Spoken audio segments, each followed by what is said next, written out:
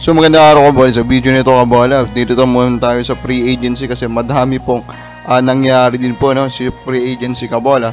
And pag-uusapan natin, of course, mga happenings pa po around the league, especially po with this report about the acquisition of TNT. So mga hindi pa nakasubscribe, pakipindot naman po yung subscription button. So ano ba yung report na yun? Ito nga po si Jordan Heading kabola, sinasabi kabola baka makapagbalik na daw po at makalaro kabola in their game against Barangay Ginebra kabola. So of course yung mga fans dyan po ng TNT masaya, di ba? Na ito pa lang si Heading, di ba? Akala natin kabola, di ba? Baka matagalin pang bumalik, makakabalik na agad sa playing court, di ba kabola? So actually yung mga malulungkot dyan talaga, mga fans po ng Converge kabola. Ay, akala ko ba matagal pa tong mawawala because of his injury po at the back, di ba kabola? Tapos ngayon makakabalik siya. So ano pa talaga nangyayari dun sa Converge kabola, di ba? What led him kabola to that status at the very first place kabola?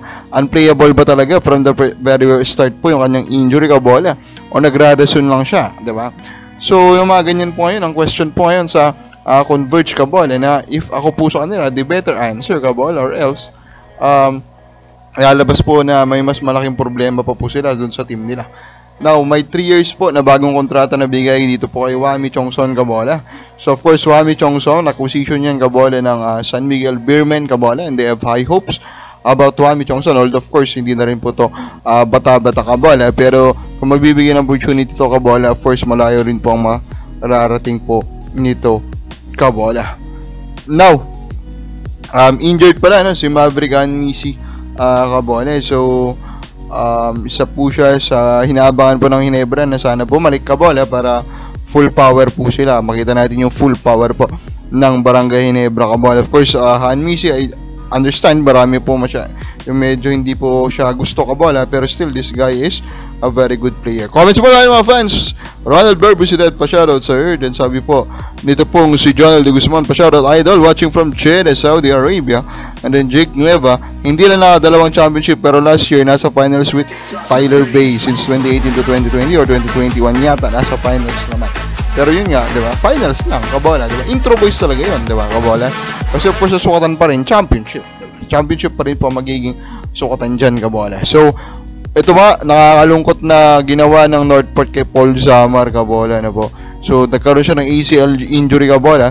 At, actually, pwede na daw siya sana, no, makalaro, kabola. Pero, nag-decide po ang Northport kabola na hindi nila i-renew yung kontrata niya. So, now, he is currently an unrestricted free agent. So, of course, may moral in a way, ethical part dito kabola.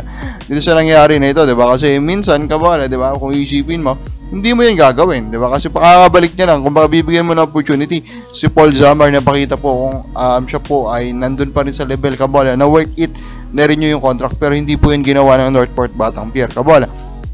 Even though if you look at their lineup, di ba, they need point guard kabola. So bakit nila hinayaan kabola na ganun na lang na alisin po kabola? Ito nga pong si Paul Zamar. So dun po lalabas talaga yung usapan kabola na baka lang po gusto na rin pong umalis ng Northport kabola dito sa PBA. And we are actually hopeful na umalis na nga po sila. Ibenta nila sa legit na team yung kanila pong PBA franchise kabola. On the other hand, about legit po na franchise sa PBA, Rain or Shine, pinakawalan po si Nick Demusis kabola. So hindi na rin po nila ni-renew yung kanyang kontrata. 3 years po siyang naglaro po for Rain or Shine. I'm actually hopeful na mabigyan pa ng opportunity si Demusis kasi modern type to versatile player kabola, can play multiple positions, and of course masipag to na player. So I am hopeful kabola na may ibang team po na bibigyan po siya ng opportunity. Kung babals mo, dapat mabigyan pa po ng opportunity si Demusis. Comment na po, soba.